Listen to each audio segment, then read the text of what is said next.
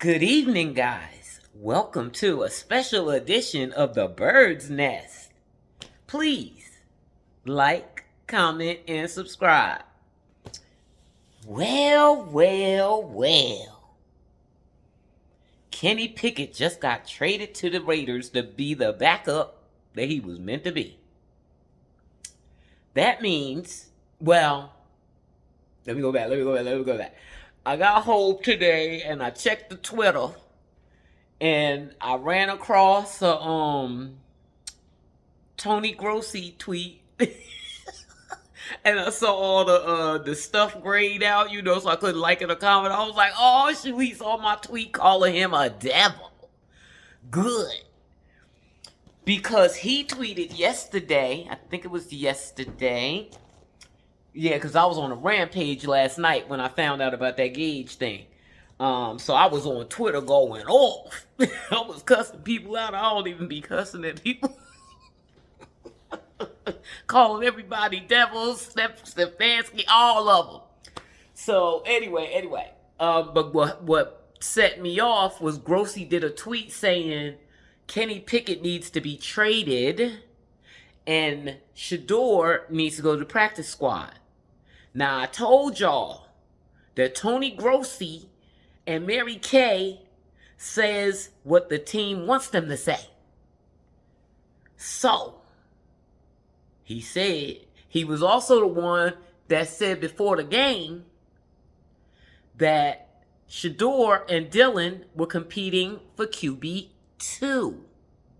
He said that before the game.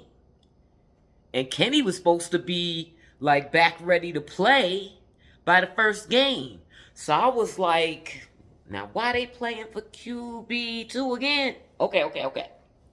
So that raised the stakes on that game. If they knew they were going to trade Kenny, and I had been hearing rumors about that from the Raiders. Did that start yesterday? Either yesterday or first thing this morning. I had heard about that. And it doesn't happen. So somebody knew something, because Grossi said they were competing for QB2. So that raised the stakes on the game significantly. That explains why Stefanski did what he did in broad daylight. Because QB2 is going to be QB1. Believe that. Because Flacco arthritis going to start acting up eventually, and he going to start throwing picks. That's what he does. And Dylan, who won QB2 thanks to Stefanski, is going to be QB1. And I ain't expecting that to last, y'all. I could be wrong, and I wish Dylan the best, y'all. I swear to God, I do not hate Dylan.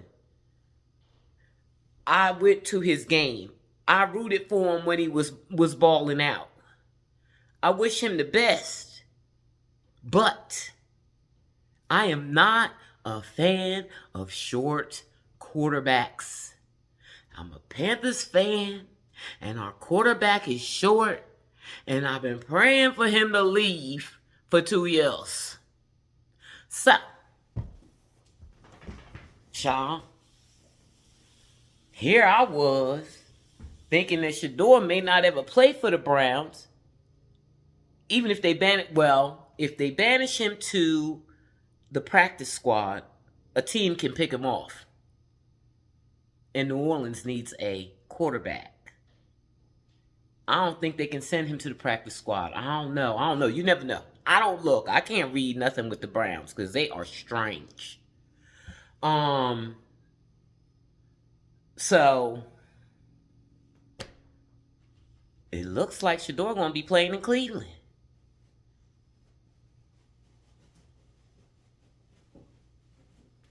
Y'all tell me in the comments. I had wrote them off. I was so pissed off by that game that I wasn't going to cover him.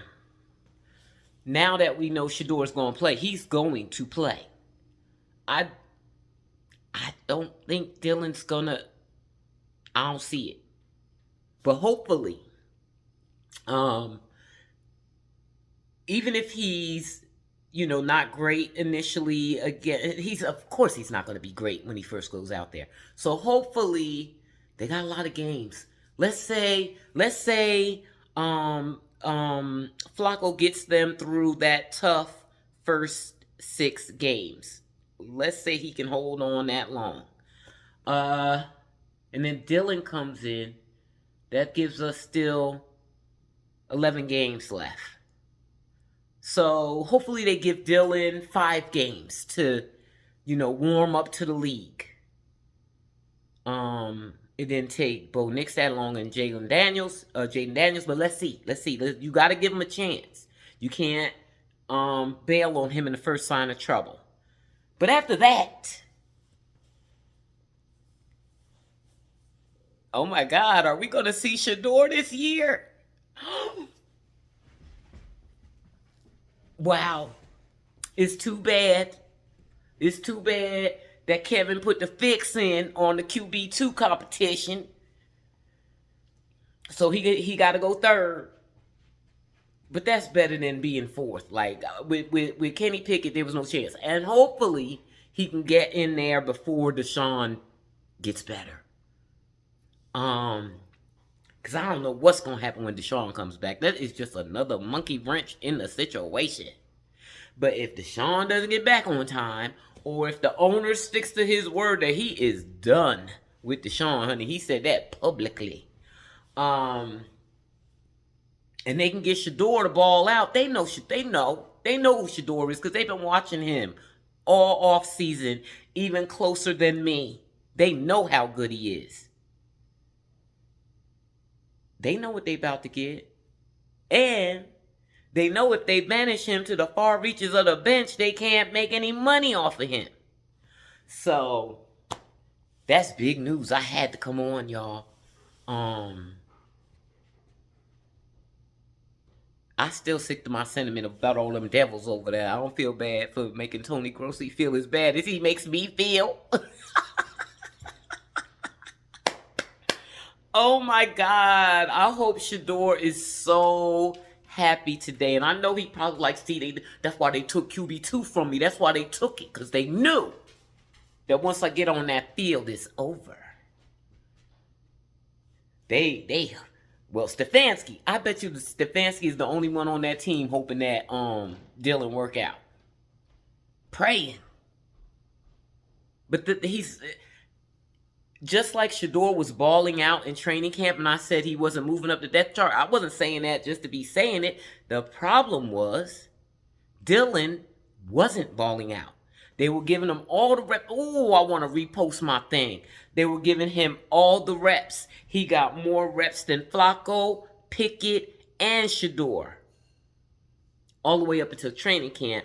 Then when they got to training camp and people started getting injured, then Flacco started getting more reps. Before that, he wasn't getting them.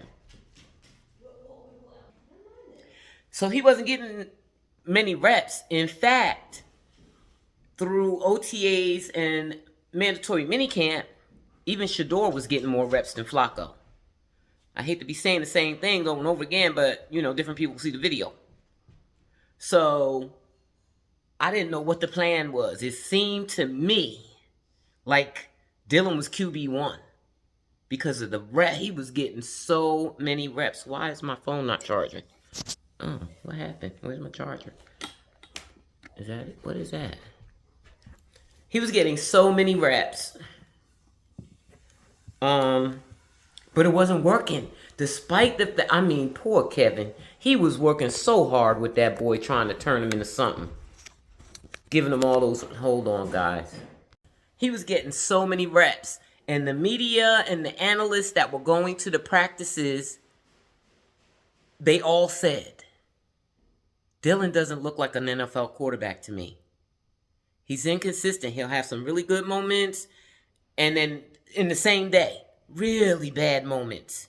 Meanwhile, Shadore out there, completion.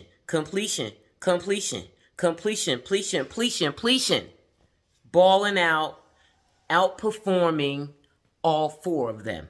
That's what was happening all through the offseason. And then he balled out in the preseason game. So that's why I know Stefanski made him look good in those preseason games to the best of his ability with those short passes, just like Jackson Dart. I done said it.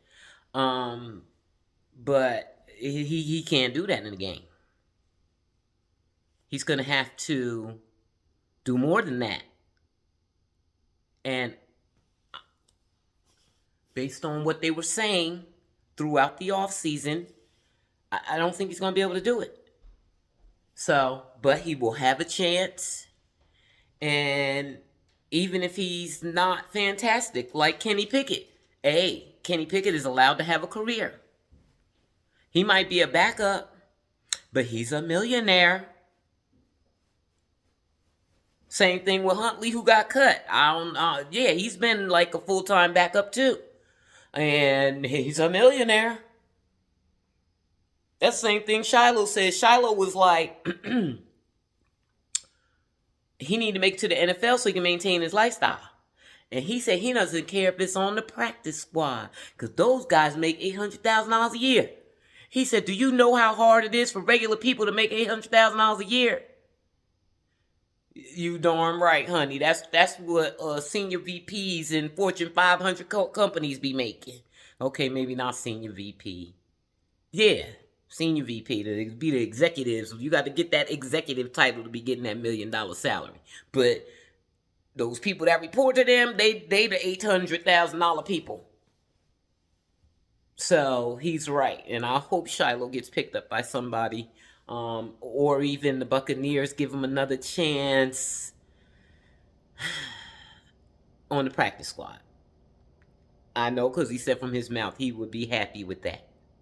So, but Neff ain't going to the practice squad. Neff about to be QB1 in a minute for the Cleveland Browns. So, y'all, let me know in the comments, should I cover the Cleveland Browns now that it looks like Shedeur is going to get an opportunity to play? They can't trade him, because then they won't have enough quarterbacks. Well, you could go into the season with 2 quarterbacks, but Flacco arthritis is going to start acting up. You know that boy's 79 years old. So he's not staying out there too long. He need to get him through the gauntlet, because you sure can't throw Dylan out there. You could have threw Shedeur out there. I know they don't want to believe it, because they don't know Shedeur. And they don't even know his play. Yeah, they know he be going backwards, 50 yards. Shedeur will back up to the parking lot to try to save the play. But now they're going to have to work on that with him. Even like they need to pressure him or something. I'm no coach, but I was like, they need to send Shedeur out on the field with no O-line and just have the defense coming at his behind to get him to throw that ball away. That completion percentage stuff, it was cute in college. Forget about that percentage. Think about the completions. Forget about that percentage stuff. So you want completions without the sacks. We trying to get down to 2-3 sacks a game maximum. And we don't want to be going backwards 40 yards and taking a sack, nephew. So they just need to work with him on that. And they need to, I don't know what they need to do. But like I said, if I was the coach, I'd make him go out there and play with 0 O-line and have the defense coming at his butt to break him out of that going backwards stuff.